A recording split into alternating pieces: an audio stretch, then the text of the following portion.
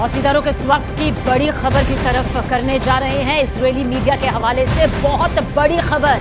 Israel के अखबार times of Israel ने दावा किया है कि इजरायल की आर्मी वॉर कैबिनेट पर यह दबाव डाल रही है कि उन्हें जल्द से जल्द गाजा में घुसने की इजाजत दी जाए। और उसके बाद इजरायल की सरकार की तरफ से यह बयान दिया गया कि सेना और सरकार के बीच पूरा समन्वय है। आपको जानकारी दे दें कि 2 हफ्तों से गाजा के बॉर्डर पर इजरायल के टैंक खड़े हैं, मौजूद हैं, लेकिन अभी तक उनको अंदर जाने की इजाजत नहीं मिली है। ये बहुत बड़ी खबर है। इजरायल डिफेंस फोर्स का मानना है कि बंधकों को छुड़ाने के लिए वार्ता की वजह से ऑपरेशन में ये पूरी देरी हो रही है। यहाँ ये जानना भी जरूरी है कि अमेरिका, फ्रांस समेत यूरोप के कई देशों ने इजरायल से अपील की है कि बंधकों की रिहाई बहुत जरूरी है।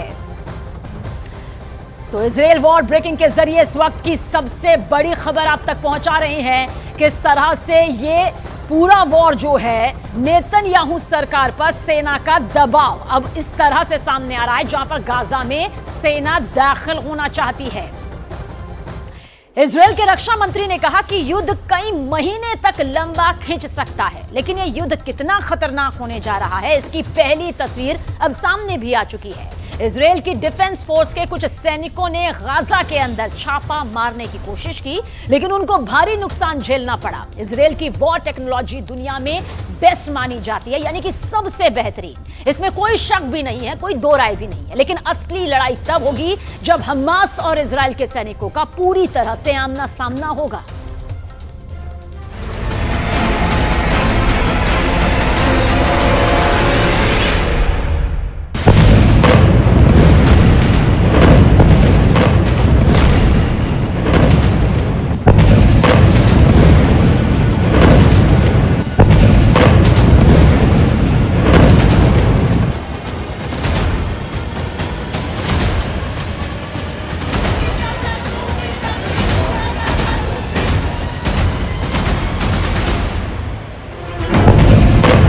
वो जंग शुरू हो चुकी है जिसका इंतजार पूरी दुनिया को है।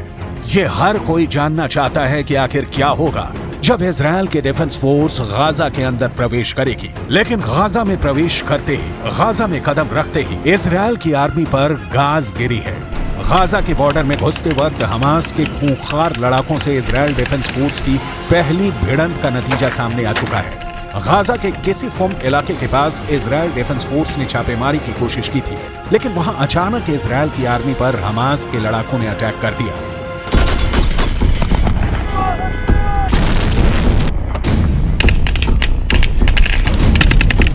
हमास के लड़ाकों ने इजरायल के मरकावा टैंक पर एंटी टैंक मिसाइल लॉन्च कर दी, जिसमें एक इजरायली सैनिक मारा गया है और कई घायल हुए हैं। गाजा को हमास ने एक ऐसा किला बना दिया है जिसको जीतने के लिए इजरायल को भारी कुर्बानी देनी पड़ सकती है, और ये बात पहली खतरनाक खूनी झड़प से समझ में आ रही है।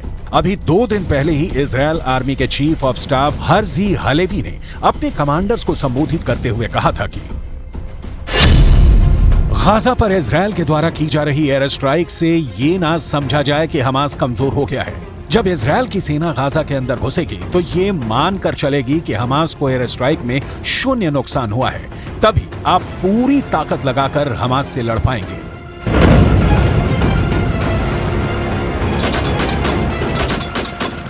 इजरायल के चीफ ऑफ आर्मी स्टाफ की ये बात सही होने में सिर्फ 2 दिन का वक्त लगा, और ये नजर आ गया कि अभी भी गाजा की जमीन पर हमास की पकड़ कितनी मजबूत है।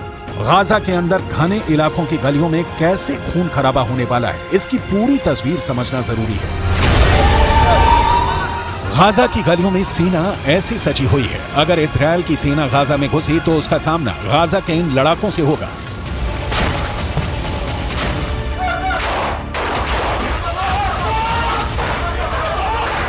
इजरायल का दावा है कि उसकी सेना जमीन के रास्ते गाजा में दाखिल होने को तैयार है। इजरायल की सेना गाजा बॉर्डर पर डटी हुई है। हवाई रास्ते इजरायल गाजा को जमींदोज करने में लगा है। इजरायल की सेना जमीन पर भी जबरदस्त एक्शन में दिखाई दे रही है।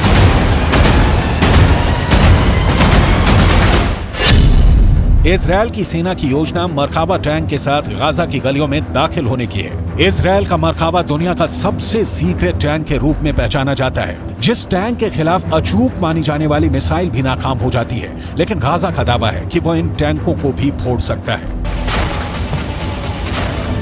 इजरायल की सेना जमीन के रास्ते गाजा में किसी भी वक्त दाखिल हो सकती है, लेकिन गाजा भी उनको मुंहतोड़ जवाब देने के लिए तैयार है। अब सवाल यह है कि गाजा में हमास इजरायल के सैनिकों का मुकाबला कैसे करेगा?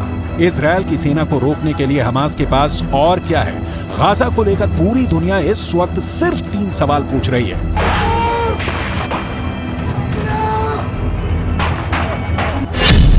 पहला सवाल, इजरायल की सेना अगर गाजा में घुसेगी तो हमास खुद को कैसे बचाएगा? दूसरा सवाल, इजरायल हमला करेगा तो हमास के सामने सबसे बड़ा डिफेंस क्या है? तीसरा सवाल, इजरायल की सेना अगर गाजा में दाखिल होने में कामयाब हो गई तो हमास इजरायल को कैसे हरा सकता है या फिर उसे बुरी तरह जख्मी कर सकता है?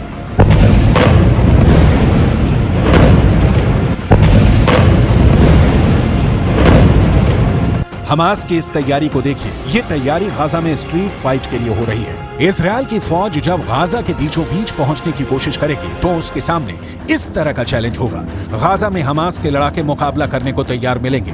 वहीं इजरायल की सेना की एक टुकड़ी गाजा के बॉर्डर के अंदर दाखिल होने के लिए जंग लड़ रही है। वहीं दूसरी टुकड़ी गाजा में स्ट्रीट फाइट की तैयारी कर रही है। गाजा को लेकर पूरा ऑपरेशन या कहें कि जंग कितनी खतरनाक हो सकती है, इसका अंदाजा आप इन तस्वीरों से लगा सकते हैं। इस वक्त गाजा पर इजरायल की सेना बड़े पैमाने पर बमबारी कर रही है। बावजूद इसके गाजा इजरायल से लोहा लेने के फुल मूड में है। और गाजा के किले को तोड़ने के लिए अब इजरायल की खुफिया एजेंसी शिन बेत ने भी एक प्लान तैयार किया है। 7 अक्टूबर को इजरायल के दक्षिणी हिस्से में जब हमास के आतंकी घुस गए और सैकड़ों लोगों का कत्ल किया तो पूरी दुनिया में मोसाद की आलोचना हो रही थी। लेकिन असल जिम्मेदारी मोसाद से ज्यादा शिन बेत की थी, जो इजरायल की एक और खुफिया एजेंसी है। इजरायल में 2 प्रमुख खुफिया एजेंसियां हैं। पहली मोसाद, जो विदेशों के अंदर खुफिया सूचनाएं इकट्ठा करती है, और दूसरी शिन बेत, जो कि इजरायल की मिलिट्री इंटेलिजेंस का काम करती है। यानी जब हमला इजरायल के अंदर हुआ तो इजरायल की मिलिट्री को आगाह करना शिन बेत का काम था। लेकिन शिन बेत यह काम नहीं कर सकी और इसके लिए शिन बेत के हेड रोनेन बार ने पूरी जिम्मेदारी भी ली है। रोनेन बार ने इसके लिए माफी मांगते हुए यह भी कहा कि हमास ने 7 अक्टूबर को इजरायल में जो किया है, उसके बाद वो समझ ले कि अब इजरायल के इंतकाम की कोई सीमा नहीं होगी। शिन बेत के हेड रोनेन बार ने एक नई यूनिट बनाई है जिसका नाम है निली। ये यूनिट विशेष रूप से हमास की आर्मी अल कस्साम की नुकबा कमांडो यूनिट को खत्म करने के लिए बनाई गई है। निली हिब्रू भाषा का शब्द है जिसका अर्थ होता है ये झूठ है कि इजरायल का कभी अंत होगा। शिन बेत की निली यूनिट को यह जिम्मा सौंपा गया है कि वो 7 अक्टूबर को इजरायल पर हमला करने वाले नुकबा के सभी आतंकी कमांडो को जान से मारकर बदला लेगी। 7 अक्टूबर को हमास की आर्मी की जिस यूनिट ने आतंकी हमला किया था उसका नाम नुकबा है। 7 अक्टूबर को नुकबा के करीब 2500 आतंकी दक्षिण इजरायल के इलाके में घुसे थे और लगातार 2 हफ्ते तक यह ऑपरेशन चला था, जिसमें 1500 के करीब नुकबा कमांडो इजरायल की आर्मी ने कॉम्बैट ऑपरेशन में मार गिराए थे। टाइम्स ऑफ इजरायल ने खबर छापी कि नुकबा का एक आतंकी कमांडो पिछले 16 दिनों से दक्षिणी इजरायल यानी जिस हिस्से में हम लोग हैं वहां छिपा हुआ है, और जब भी इस आतंकी कमांडो ने गाजा पट्टी में घुसने की कोशिश की तब इजरायल डिफेंस फोर्स ने इसे पकड़ लिया। हमास की आर्मी अल कस्साम के नुकबा पर इजरायलियों का सबसे ज्यादा गुस्सा फूट रहा है। इजरायल के अखबार टाइम्स ऑफ इजरायल ने यह खबर छापी है कि इजरायल की एयरफोर्स ने नुकबा के 2 कमांडो रविवार को एयर स्ट्राइक में मार डाले हैं। इसी नुकबा की करतूतों की वजह से आज पूरा गाजा जल रहा है। अगर हमास के इस खतरनाक यूनिट ने दरिंदगी नहीं दिखाई होती तो आज इजरायल और गाजा के बीच यह खतरनाक जंग नहीं चल रही होती।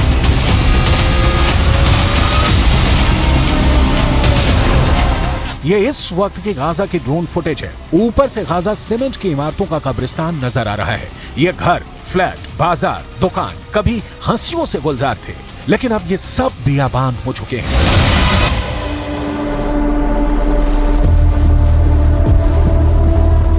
फिलिस्तीन के अखबारों की रिपोर्ट्स के मुताबिक अब तक इजरायल की एयरफोर्स 6000 इमारतों को जमींदोज कर चुकी है और इस तबाही में 14000 से ज्यादा फ्लैट्स तबाह हो चुके हैं। इजरायल की एयरफोर्स अब तक गाजा के 60 सरकारी भवनों को भी तबाह कर चुकी है। इजरायल की एयरफोर्स इसलिए भी इन ऊंचे टावर्स को निशाना बना रही है क्योंकि वो ये नहीं चाहती कि बाद में इन ऊंचे टावर्स का इस्तेमाल स्नाइपर्स कर सके।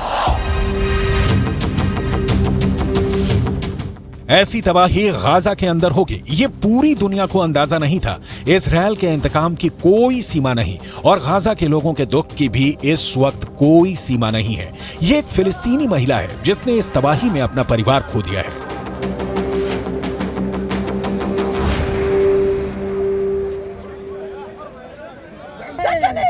هاي سكني راحوا لا ام ولا اب ولا اخوه راحوا اخوتي ضلتني انا واختي لحالنا انقطعنا يا خاله انقطعنا حسبي الله عليهم حسبي الله عليهم ونعم الوكيل يا رب يا رب गाजा के लिए ये एक आम त्रासदी हो गई है जहां हर दिन एयर स्ट्राइक होती है, सैकड़ों लोग मारे जाते हैं। अब तक करीब 14,000 लोग घायल हो चुके हैं, करीब 5,000 लोग मारे जा चुके हैं। इनमें से करीब 2,000 छोटे बच्चे हैं और 1,000 महिलाएं हैं। हमास और इजरायल की इस लड़ाई में आम लोग बुरी तरह से पिस रहे हैं।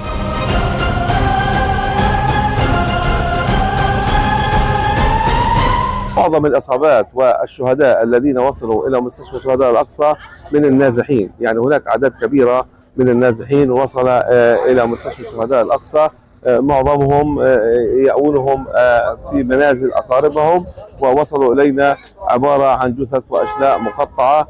أكثر من 90 شهيد وصلنا منذ الصباح الباكر إلى مستشفى شهداء الأقصى في المحافظة الوسطى، وكما تسمع دوي القصف بجوار مستشفى شهداء الأقصى الآن। फिलिस्तीन के अखबारों के मुताबिक उत्तर गाजा के 2 अस्पताल अल शिफा और अल कुद्स को भी इजरायल डिफेंस फोर्स की तरफ से खाली करने के लिए कहा गया है। ऐसे में गाजा के अंदर चिकित्सा का काम लगातार प्रभावित हो रहा है और ये सारी तबाही क्यों मची हुई है? क्योंकि ये इजरायल के वो लोग हैं जिनके परिवार के सदस्यों को हमास ने बंधक बना रखा है।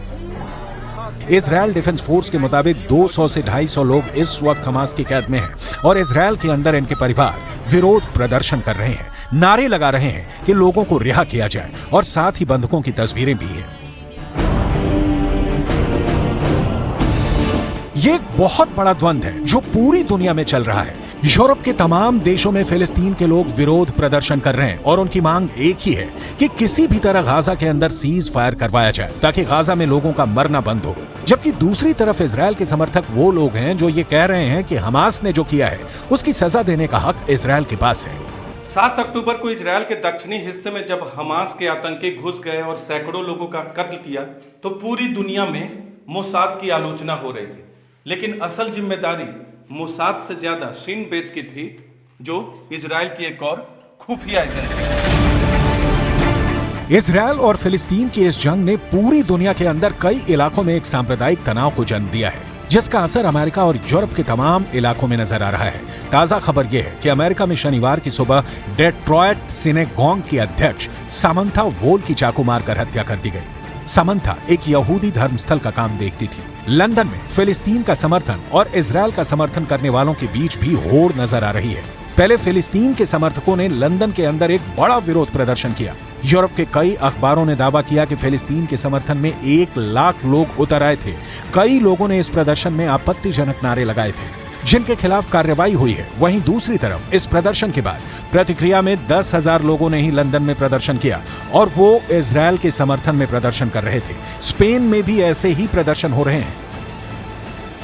Esto se va a repetir cada ciertos años, se va repitiendo la misma historia. Si no buscamos una solución fija, que el Estado sionista respete las leyes internacionales, no va a haber una solución a corto plazo. Lo que está pasando ahora pasó hace 10 años y volverá a pasar de aquí a 10 años otra vez. Spain के Barcelona में एक बहुत बड़ा विरोध प्रदर्शन हुआ है। हजारों लोग फिलिस्तीन के झंडे लेकर बार्सिलोना में उतर गए। ये लोग फिलिस्तीन के समर्थन में नारे लगा रहे थे और तुरंत सीज फायर करने की मांग कर रहे थे। No servirá para nada porque los autores de las masacres y los autores y los cómplices de las masacres no estaban, ni el Estado de Israel, ni Estados Unidos, ni la Unión Europea en general. Todos los que estaban allá son títeres no tienen ninguna autoridad, ni tienen ninguna voluntad ni pueden solucionarlo. युद्ध की विभीषिका इतनी बड़ी है कि रफा crossing के पास भी जब इजरायल के टैंक का एक फायर हुआ तो इजिप्ट में हड़कंप मच गया। बाद में इजिप्ट की फोर्स की तरफ से ये सफाई दी गई कि इजरायल ने मान लिया है कि ये फायर गलती से हुआ था। कुल मिलाकर अगर गाजा की तबाही को नहीं रोका गया तो जल्द ही पूरा वेस्ट एशिया और अरब खौलने लगेगा।